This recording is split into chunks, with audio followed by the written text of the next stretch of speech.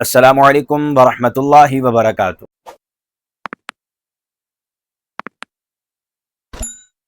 ناظرین اکرام، جیسا کہ آپ احباب کے علم میں ہیں، سوشل میڈیا کے ذریعے سوات کے اندر ایک مدرسے کے اندر ایک قاری صاحب کے ظلم کی وجہ سے اور دردناک حیوانی عمل کی وجہ سے ایک طالب علم اپنی جان کی بازی ہار گیا۔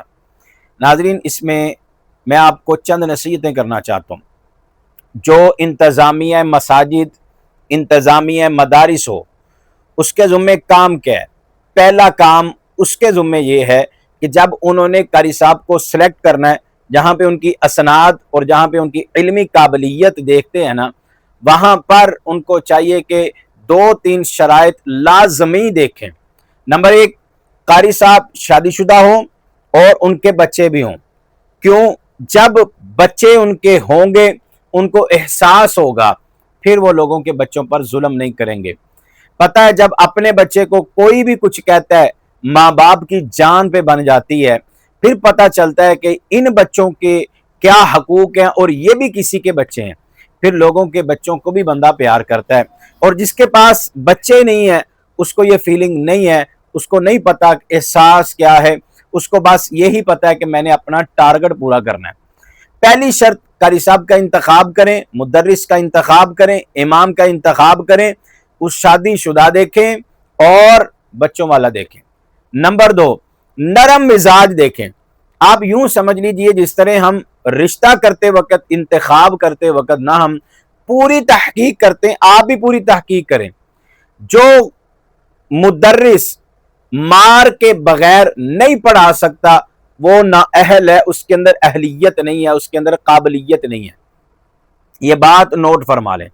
ناظرین اکرام، جب اس کے اپنے بچے ہوں گے، پھر بچوں کا احساس ہوگا۔ دوسری بات، مسجد کے اندر اور مدرسے کے اندر ایسا ماحول پیدا کریں، آپ کو اندازہ بھی نہیں آج کے دور کی جو نیو جنریشن ہے وہ کس حالات سے اٹھ کے مدرسے اور مسجد کی طرف آتی ہے۔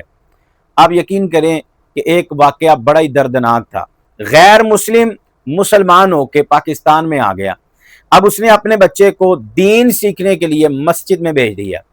اب آپ جانتے ہیں، جب باہر کے ملکوں کے اندر اسکول کی کلاسز ہوتی، وہاں پہ بچے کو ٹچ کرنے کی اجازت نہیں ہوتی۔ اب یہاں پہ ہمارے قاری صاحبان کو جو معمول ہوتا ہے، کبھی ہاں کبھی عین، یہاں پہ بچے کو پکڑتے ہیں، لٹاتے ہیں اور پورا تشدد کرتے ہیں، پورا ظلم کرتے ہیں۔ ویسے ہی معمول کے مطابق قاری صاحب کے سامنے یہ بچہ سبق سنانے آیا، کیونکہ اس کی زبان تھی وہ انگلش تھی، لینگویج میں یہ ساری زندگی اپنی لینگویج میں بولتا رہا۔ یہاں پہ آیا اور جب عربی پہ ڈائریکٹ آیا تو کہاں یہ سیدھا چلنا تھا، مشکلات تو آنی تھی۔ قاری صاحب نے معمول کے مطابق، عادت کے مطابق لٹایا، اس کو مارا۔ اب وہ جاتا جاتا مسجد کی دیوار پہ لکھ گیا، اور یہ ہر مسلمان کے دل کے آخری پردے پر چوٹ کر گیا۔ وہ لکھ کر گیا، I hate Muslim, I hate Quran, I hate Masjid, I hate مدارس۔ نفرت کر کے دوبارہ مرتد ہو چکا ہے۔ مسلمان ہونے کے بعد پھر واپس اپنے مذہب میں وہ چلا گیا۔ اس کی ریزن کیا ہوئی؟ اس کی وجہ کیا ہوئی؟ ایک بات ذہن نشین کر لیں کہ ہر بچے کی تربیت الگ طریقے سے ہوتی ہے، اس کی کیفیت دیکھ کر ہوتی ہے، اس کا مزاج دیکھ کر ہوتی ہے۔ کچھ بچے ہوتے ہیں وہ خوف سے سمجھ جاتے ہیں، کچھ بچے ہوتے ہیں وہ شوق سے سمجھ پڑھتے ہیں، ان کو شوق دلایا جائے، اور کچھ بچے جن کی حوصلہ افزائی کی جائے، ان کو پش کیا جائے، وہ بالکل اسی طرح پرواز چڑھتے ہیں جیسے آج کے دور کے ہونہار ٹاپر بچے پرواز چڑھتے ہیں۔ تو آپ نے کسی کو ٹاپر بنانا ہے، کسی کو کامیاب کرنا ہے، اس میں اس کا شوق پیدا کریں۔ اتنی دیر تک حفظ کے اندر داخلہ نہیں ہونا چاہیے جب تک بچے کا شوق نہ ہو۔ بچے کا شوق ہو، پھر اس کے شوق کے اندر ڈیلی بیس پر لیکچر ہو، اس کے شوق کو بڑھایا جائے، اس کو احادیث سنائی جائیں کہ یہ احادیث ہیں، فضائل ہیں، یہ شان ہے، یہ مقام ہے حافظ قرآن کا۔ اس کے بعد دوسری چیز، بچے کو پش کریں انعامات کے ذریعے۔ ڈنڈا اٹھائیے، مار پیٹ کو چھوڑیے، انعامات سے نوازیے، ٹرافیاں لے کر کے آئیں۔ اس طرح کے سینکڑوں آپ کے پاس رستے ہوں گے۔ میں نے ایک ادارے میں دیکھا ہے جس میں انعام رکھا گیا کہ جو بچہ 40 دن کے اندر تکبیر اولیٰ کے ساتھ نماز پڑھے گا، اس کو سائیکل انعام دی جائے گی۔ اب تو الحمدللہ سینکڑوں اداروں میں یہ معمول بن چکا ہے۔ تو مسجد کی 2 صفیں بچوں کے ساتھ بھری ہوتی تھی۔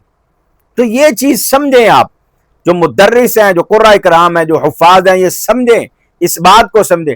اب یہاں پہ آ کے ایک ایلیگیشن نہ لگا دیجیے گا کہ جناب یہ مدارس کے خلاف، یہ قراء کرام کے خلاف، علماء کے خلاف بولا ہے۔ نہیں میرے بھائی، الحمدللہ ہم علماء کا اکرام کرتے ہیں، قراء کرام کا احترام کرتے ہیں۔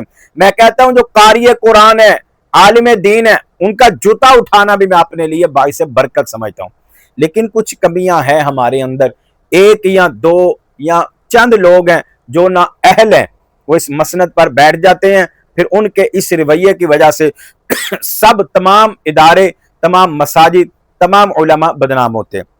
آپ کو پتا ہے سوشل میڈیا کا دور ہے، اور سوشل میڈیا نے پورے کیمرے فٹ کیوں میں ہر مسجد، ہر ادارے کے اوپر ہمیں کوئی نہ کوئی ویک پوائنٹ ملے، ہم اسلام کے خلاف، دین کے خلاف، مدارس کے خلاف، مساجد کے خلاف، علماء کے خلاف، قراء کرام کے خلاف ہم محاذ کھڑا کر دیں۔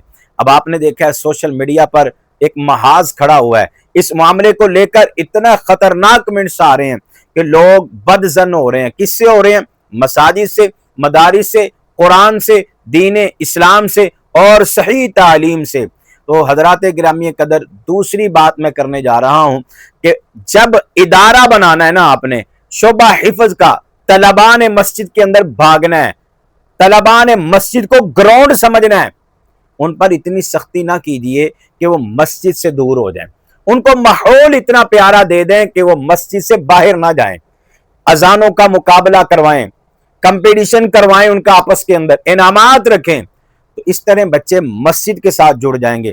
جس نے 1-2 سال مسجد کے ساتھ دن رات گزار دیے نا، اس کو عادت پڑ جاتی ہے، پکا نمازی بھی ہو جاتا ہے، بلکہ تہجد گزار اور اشراق کا بھی پابند ہو جاتا ہے۔ تو ناظرین کرام، مسجد کے اندر ادارے بنانے کا مقصد یہ ہے کہ لوگوں کے بچوں کو مسجد کے ساتھ، اللہ کے ساتھ جوڑیں، ان کا تعلق مضبوط کریں۔ اگر ہمارا یہ مس رویہ ہوا، مس بہیو ہوا، تو حضرات ناظرین اکرام پھر اس کے بہت زیادہ سائڈ ڈیفیکٹ ہیں اور نتائج بہت ہی برے ہیں۔ دوسری بات، یہ شرط رکھیں انتظامیہ کہ آپ قاری صاحب کلاس کے اندر کسی بچے کو ہاتھ نہیں لگائیں گے، کسی بچے کو نہیں ماریں گے، ڈنڈا رکھنے کی اجازت ہی نہیں ہے آپ کو۔ یہ شرط کے ساتھ قاری صاحب کا انتخاب کریں، ان شرائط کے اوپر بچوں کا ماحول۔ بھائی جہاں پر 2 سال لگتے ہیں 3 لگا لو، لیکن ظلم نہ کرو، زیادتی نہ کرو۔ قیامت کا دن ہوگا، اگر اسی بچے نے گریبان پکڑ لیا تو بتائیے اللہ کی عدالت میں کیا جواب ہوگا۔ تو یہ بڑا لمحہ فکری ہے۔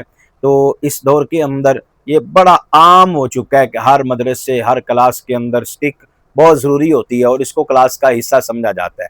اب ماحول چینج ہو چکا ہے، جو نیو جنریشن ہے یہ گھر میں بیٹھا یہودی ٹیوشن دے رہا ہے، فری دے رہا ہے۔ آپ دیکھیں بچہ مسجد میں آیا، گھر میں کارٹون کو چھوڑ کے، فلم کو چھوڑ کے، اپنا ٹک ٹاک کو چھوڑ کے، واٹس ایپ پہ چھوڑ کے، فیس بک کو چھوڑ کے، پورے سوشل میڈیا کو ترک کر کے پھر وہ اللہ کی طرف آیا ہے۔ تو ہمیں چاہیے کہ ہم اس طرح کا ماحول بنا کے دیں، اس کو اس طرح کا مزین کر دیں ماحول کو کہ وہ مسجد کے اندر آئے، اس کو یہ سوشل میڈیا کی غلاظتیں، یہودیوں کی ٹیوشنیں، انگریزوں کی یہ ساری ٹیوشنوں سے، ہندوؤں کے ڈراموں سے نفرت ہو جائے، اور الا بذکر اللہ تطمئن القلوب، اس کے دل کو چین اور سکون ملے، اللہ کے ذکر کے ساتھ ملے، اللہ کے قرآن کے ساتھ ملے۔ تو خدا را یہ ہمارا مؤدبانہ گزارش ہے ہماری کہ آپ یہ ماحول بنائیں، مساجد کے اندر، مدارس کے اندر قراء کرام کا انتخاب کریں، تو یہ شرائط کے ساتھ انتخاب کریں۔ جس کو مار کے بغیر پڑھانا نہیں آتا وہ نا اہل ہے، وہ کلاس پڑھانے کا حقدار بھی نہیں ہے۔